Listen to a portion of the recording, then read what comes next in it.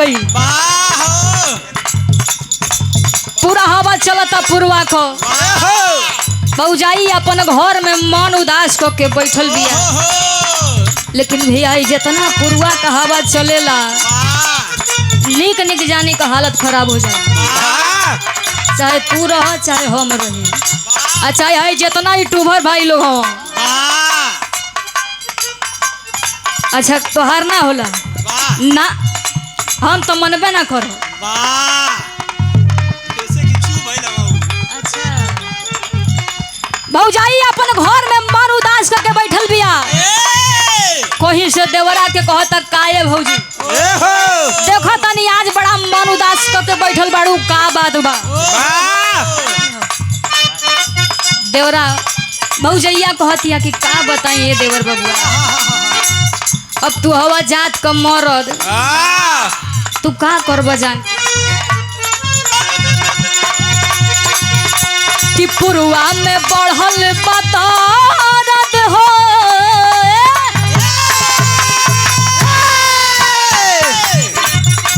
कि पुरवा में बढ़ल बतारद हो आ नहीं खन घरे हमर मरद हो। पुरवा में बढ़ल बतारद हो नहीं के घरे मरद हो।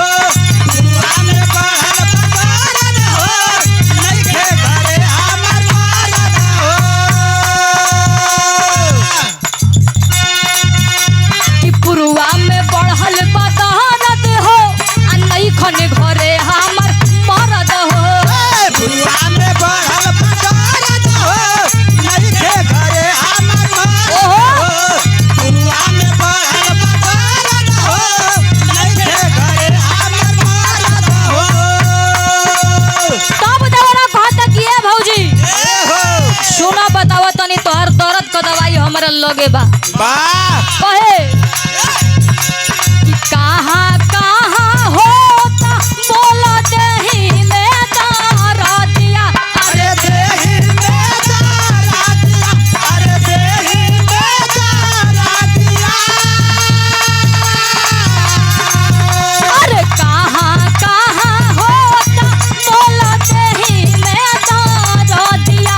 अरे देही में दर्दिया आयावा भौजी पिछले पानी आपत्ति हो रतिया।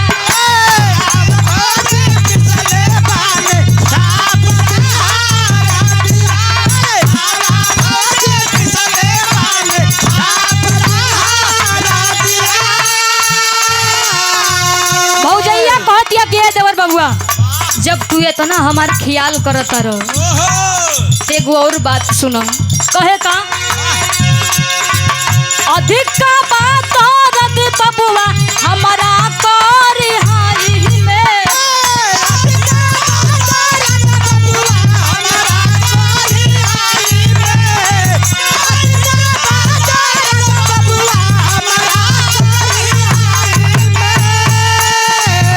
तब देवरा कहता अलग बाखूबी देखो हमारा दवाई में।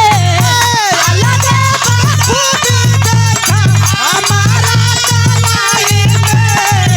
अलग बाखूबी देखो हमारा दवाई में। कि कैसनो बुखार दर्द भागेला सारा दिया।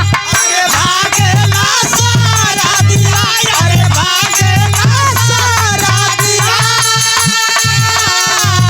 अरे कैसनो बुखार दर्द भागेला सारा दिया। अरे भागेला सारा दिया आयावा भौजी पिछले पानी। अरे आवा भौजी पिछले बाने छाप रतिया। आवा भौजी पिछले बाने छाप रतिया। एगो मेहरारू को नवे नवे